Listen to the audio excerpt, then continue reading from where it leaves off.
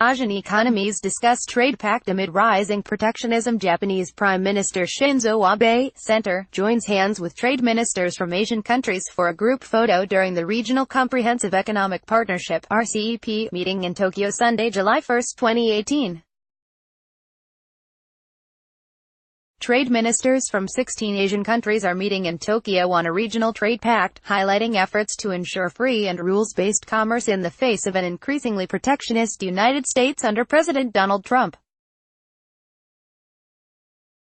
Sadayuki Goto, Kyoto News via AP, Tokyo, AP. Trade ministers and officials from 16 Asian countries agreed Sunday to speed up negotiations on outstanding issues and reach a basic agreement on a regional trade pact by the end of this year. During weekend meetings, Prime Minister Shinzo Abe urged fellow leaders to work for an early conclusion of the Regional Comprehensive Economic Partnership in the face of an increasingly protectionist U.S. Japan has sought to take leadership in shaping the pact as an alternative to a Pacific Rim free trade grouping that Trump abandoned early this year, the Trans-Pacific Partnership.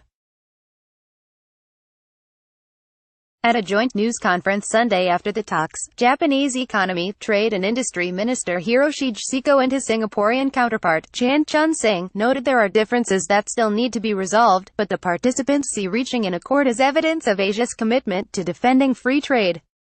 This is indeed a moment for us to seize the opportunity against a global backdrop where we are facing headwinds in the trade relationships and the trade regimes, Chan said. Achieving a pact would be a powerful statement to show what our CEP countries stand for, he said. In a joint statement, the ministers said achieving a pact is important especially in view of the current global trade environment, which faces serious risks from unilateral trade actions and reactions, as well as their debilitating implications on the multilateral trading system. They also pledged to seek breakthroughs in politically challenging areas. In his remarks earlier Sunday, Abe said a pact among the countries that together make up half the global population has enormous growth potential. As we are faced with concerns of the rise of protectionism in the world, all of us in Asia must unite, and our future depends on whether we can keep hoisting our flagship principle of free and fair trade. Abe told the meeting in Tokyo. Let us be as one and achieve a free, fair and rules-based market in this region. Trump, who says he prefers bilateral deals, has pulled the U.S. out of the TPP, leaving the remaining 11 countries, from Chile to New Zealand, to work on a revamped version of that pact. Japan is a leading participant in those talks, too. Trump has imposed high tariffs on steel and aluminum imports and has threatened to add automobiles to reduce America's trade deficit. He has singled out Chinese products, prompting fears of a trade war. Already hit by increased U.S.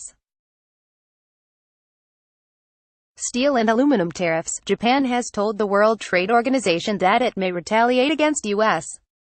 goods totaling about 50 billion yen, $450 million. Tokyo warned the U.S. Department of Commerce on Friday that a higher U.S. tariff on auto imports could backfire, jeopardizing hundreds of thousands of American jobs created by Japanese automobile industry-related companies, raising prices for U.S. consumers and causing a disaster for the U.S. and global economy. Trump's moves have resonated in Asia, where many countries have prospered thanks to free trade and the expansion of global supply chains. Members of the initiative, launched in 2013, have struggled with issues including tariffs, trade in services and investment rules, as well as protection for intellectual property rights. Japan is also cautious about China's influence. China, which is not part of the TPP, plays a key role in RCEP. RCEP also includes Southeast Asia, Australia, New Zealand, India and South Korea. This story has corrected the spelling of the Japanese trade minister's first name to Hiroshi instead of Horoshige, and the Singapore minister's surname to Chan instead of Chung. Follow Mari Yamaguchi on Twitter at www.twitter.com/mariyamaguchi. Find her work at https://www.appnews.com/search/Mari Yamaguchi. Copyright 2018 The Associated Press. All rights reserved. This material may not be published, broadcast, written or redistributed.